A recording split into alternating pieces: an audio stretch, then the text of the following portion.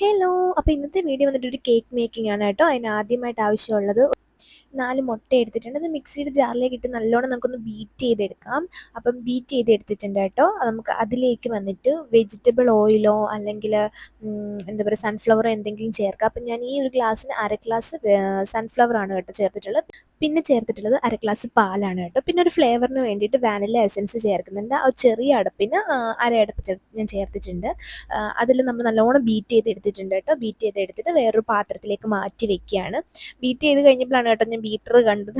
പിന്നെ അത് എന്ത് ചെയ്യാൻ പറ്റും, ഒന്നും ചെയ്യാൻ പറ്റില്ല. അങ്ങനെ നമ്മൾ പാത്രത്തിലേക്ക് മാറ്റി വെച്ചിട്ടുണ്ട്. പിന്നെ ഒരു ചെറിയ പാത്രം എടുത്തിട്ട് അതിലേക്ക് അരിപ്പ വെച്ചിട്ട് പൊടിയാണ്, മൈദാപ്പൊടിയാണ് കേട്ടോ ഞാൻ എടുത്തിട്ടുള്ളത്. മൈദ 2 ഗ്ലാസ്, ആ ഗ്ലാസ്സിന് തന്നെ 2 ഗ്ലാസ് മൈദ, 2 ടീസ്പൂൺ ബേക്കിംഗ് സോഡ, 1/2 സ്പൂൺ ഉപ്പും ചേർത്തിട്ട് നല്ലോണം ഇടഞ്ഞെടുക്കണം കേട്ടോ. എടയാന്ന് വെച്ചാൽ അരിച്ചെടുക്കുക എന്നാണ് കേട്ടോ. നമ്മുടെ നാട്ടിലൊക്കെ എടയാന്നൊക്കെയാണ് പറയുക. ഒരു തരി പോലും ഉണ്ടാവരുത് കേട്ടോ. ഒരു തരി പോലും കട്ടി കട്ടിയായിട്ട് കിടക്കാതിരിക്കാൻ വേണ്ടിയിട്ട്, പിന്നെ അതെല്ലാം കൂടെ ഒന്ന് മിക്സ് ആകാനും കൂടെ വേണ്ടിയിട്ടാണ് കേട്ടോ നമ്മളിങ്ങനെ എടഞ്ഞെടുക്കുന്നത്. അപ്പോൾ കണ്ടില്ലേ തരിയൊക്കെ വരുന്നത്, അതൊക്കെ ഞാൻ നല്ലോണം ഇങ്ങനെ പൊടിച്ച് കൊടുക്കുന്നുണ്ട് കേട്ടോ. അങ്ങനെ നല്ലോണം അരിച്ച് എടുത്തിട്ടുണ്ട് നമ്മൾ സംഗതി. അതിലേക്ക് നമ്മൾ ആദ്യം എടുത്ത് വെച്ചിരിക്കുന്ന ബീറ്റ് ചെയ്ത് വെച്ചിരിക്കുന്ന ആ ഇൻഗ്രീഡിയൻസിനെല്ലാത്തിലേക്ക് ഈ പൊടി ആഡ് ചെയ്യുക. പൊടി ആഡ് ചെയ്തിട്ട് നല്ലോണം ഇങ്ങനെ കട്ടിയില്ലാണ്ട് നല്ലോണം അതിങ്ങനെ കലക്കി എടുക്കണം കേട്ടോ.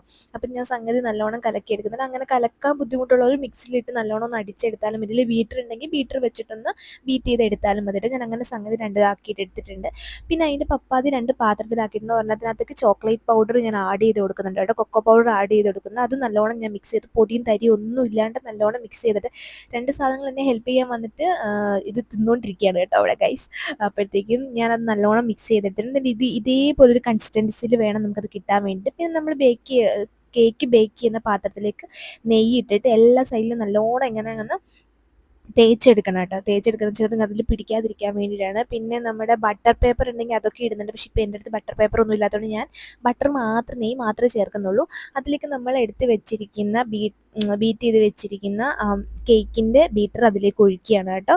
അതിലേക്ക് ഒഴിച്ചിട്ട് അത് കഴിഞ്ഞിട്ട് ചോക്ലേറ്റിൻ്റെ ബീറ്റർ, നമ്മൾ ചോക്ലേറ്റ് ആക്കി വെച്ചിരിക്കുന്ന അതും ഒഴിക്കണം. അങ്ങനെ രണ്ടും കൂടെ മാറി മാറി ഒഴിച്ചു കൊടുക്കുക.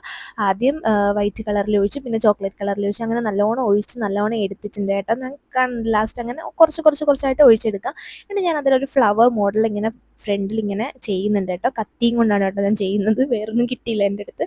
അങ്ങനെ എടുത്തിട്ട് പിന്നെ കുക്കർ എടുത്ത് ഗ്യാസിൽ വെച്ച് തീ കത്തിച്ചിട്ടില്ല കേട്ടോ. എന്നിട്ട് അതിലേക്ക് ഞാൻ കുറച്ച് ഉപ്പിടുന്നുണ്ട്. ഉപ്പിട്ടിട്ട് അതിങ്ങനെ നല്ലോണം ഇങ്ങനെ നിരത്തി എല്ലാ സൈഡിലേക്കും നിരത്തി കൊടുക്കുന്നുണ്ട് കേട്ടോ.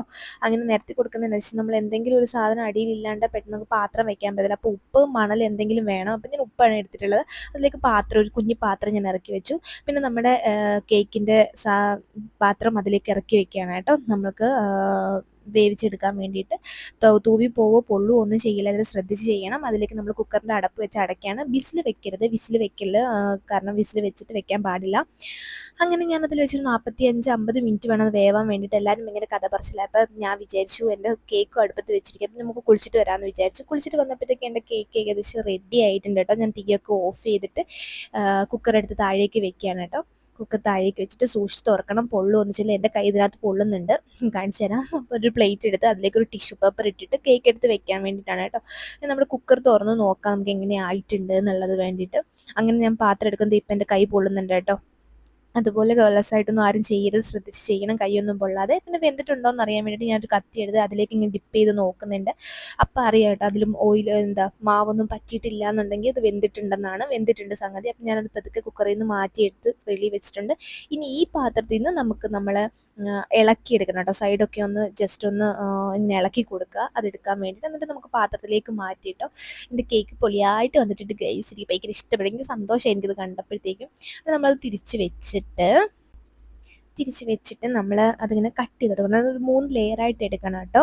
അപ്പോൾ ഫസ്റ്റ് ലെയർ ഇങ്ങനെ പൊങ്ങിയിരിക്കുന്ന നല്ല രസമുണ്ടല്ലേ കാണാൻ വേണ്ടിയിട്ട്. ആ ഫസ്റ്റ് ലെയർ നമ്മളിങ്ങനെ മൊത്തത്തിലിങ്ങനെ എടുക്കുന്നുണ്ട്. കട്ട് ചെയ്തെടുത്ത് മാറ്റി അതിൻ്റെ ആഘോഷം കാണാൻ നല്ല ഭംഗിയുണ്ടല്ലേ. എനിക്ക് ഭയങ്കര ഇഷ്ടപ്പെട്ടു കേട്ടോ. ഭയങ്കര സോഫ്റ്റ് ആയിരുന്നു. ഞാൻ ഒരു കഷ്ണം ഇങ്ങനെ എടുത്ത് നോക്കിയിട്ട് എങ്ങനെയുണ്ടെന്ന് അറിയാൻ വേണ്ടിയിട്ട്. അപ്പോൾ ആ സാധനങ്ങളൊക്കെ നമ്മൾ മാറ്റി വെച്ചു. ഇനി നമ്മൾ ക്രീം ഉണ്ടാക്കാൻ പോവാണ്. നമ്മൾ ഓറിയോയുടെ ബിസ്ക്കറ്റാണ് കേട്ടോ എടുത്തിട്ടുള്ളത്. ഓറിയോയുടെ ബിസ്ക്കറ്റ് എടുത്തിട്ട് ഒരു വലിയ പാക്കറ്റ് ഫുള്ള് ബിസ്ക്കറ്റും എടുത്തിട്ടുണ്ട്. അത് നല്ലോണം നമുക്കൊന്ന് ഗ്രൈൻഡ് ചെയ്തെടുക്കാം കേട്ടോ. ഞാനങ്ങനെ ഗ്രൈൻഡ് ചെയ്ത് എടുത്തിട്ടുണ്ട്. ഇതാണ് നമ്മുടെ സംഗതി.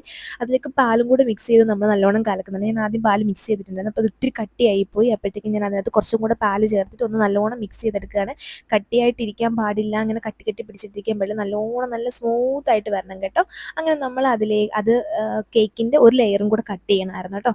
അങ്ങനെ 3 ലെയറാണ് ഞാൻ എടുത്തിട്ടുള്ളത്. 3 ലെയർ കട്ട് ചെയ്ത് മാറ്റി വെച്ചിട്ടുണ്ട്. അപ്പോൾ ഫസ്റ്റ് ലെയറിലേക്ക് നമ്മൾ എന്താ പറയുക, ഓറിയോയുടെ ആ ഒരു ക്രീമി സാധനം നമ്മൾ അതിലേക്ക് ഒഴിച്ചു കൊടുക്കുകയാണ് കേട്ടോ. നല്ലോണം തേച്ച് കൊടുക്കണം. അത്യാവശ്യം ഞാനൊരു ഓറിയോ ഫുൾ എടുത്തിട്ടുണ്ട്. അപ്പോൾ അത്യാവശ്യം നല്ല രീതിയിൽ അതിൻ്റെ ക്വാണ്ടിറ്റി ഉണ്ട്. നമ്മളത് നല്ല ക്വാണ്ടിറ്റി ഉള്ളതുകൊണ്ട് തന്നെ എല്ലായിടത്തും നല്ലോണം സ്പ്രെഡ് ആക്കണം. പിന്നെ ഞാൻ ഇതിനകത്ത് ഷുഗർ സിറപ്പ് അങ്ങനെയൊന്നും ചേർത്തിട്ടില്ല. കുറച്ച് ഷുഗർ അതിൻ്റെ കൂടെ തന്നെ ഇട്ട് അടിച്ചിട്ടുണ്ടായിരുന്നു, അത്രേ ഉള്ളൂ. അപ്പോൾ നമ്മൾ സെക്കൻഡ് ലെയർ പിന്നെ വെക്കുകയാണ് കേട്ടോ. സെക്കൻഡ് ലെയർ വെച്ചിട്ട് ഇതേപോലെ നമ്മൾ ഫസ്റ്റ് ലെയർ തേച്ച പോലെ തന്നെ അതിലേക്ക് കുറച്ച് നല്ലോണം ക്വാണ്ടിറ്റി ഒഴിച്ചു കൊടുത്തിട്ട് നല്ലോണം സ്പ്രെഡ് ചെയ്തെടുക്കണം കേട്ടോ. അതിൻ്റെ സൈഡിലൊക്കെ നല്ലോണം തേച്ച് കൊടുക്കണം. കാരണം ഞാൻ എന്താ പറയുക, കുറച്ച് മധുരം കുറവുണ്ടെന്നുണ്ടെങ്കിൽ നിങ്ങൾക്ക് മധുരം വേണമെങ്കിൽ ആഡ് ചെയ്യട്ടോ. ഞാൻ ഇതിനകത്ത് ഒന്നും ചെയ്തിട്ടില്ല, ഷുഗർ സിറപ്പ് ഒന്നും ചേർത്തിട്ടില്ല കേട്ടോ. അങ്ങനെ തേർഡ് ലെയറും വെച്ചിട്ട് ഫുള്ള് എന്താ പറയുക, ഓറിയോ ചോക്ലേറ്റിൻ്റെ ആ ഒരു ഇത് അതിലേക്ക് ഒഴിച്ചു കൊടുത്തിട്ടുണ്ട് കേട്ടോ. ഫുള്ള് ഒഴിച്ചു കൊടുത്തിട്ട് നല്ലോണം സ്പ്രെഡ് ചെയ്തെടുത്തിട്ടുണ്ട്. കാണാൻ നല്ല ഭംഗിയുണ്ട് കേട്ടോ. അതൊക്കെ കഴിഞ്ഞിട്ട് കട്ട് ചെയ്ത് അപ്പം തന്നെ ഞാനൊരു പീസ് കട്ട് ചെയ്തിട്ട് കഴിച്ച് നോക്കാമെന്ന് വിചാരിച്ചാൽ എങ്ങനെ ടേസ്റ്റ് ഉണ്ടെന്ന് അറിയാൻ വേണ്ടിയിട്ട്.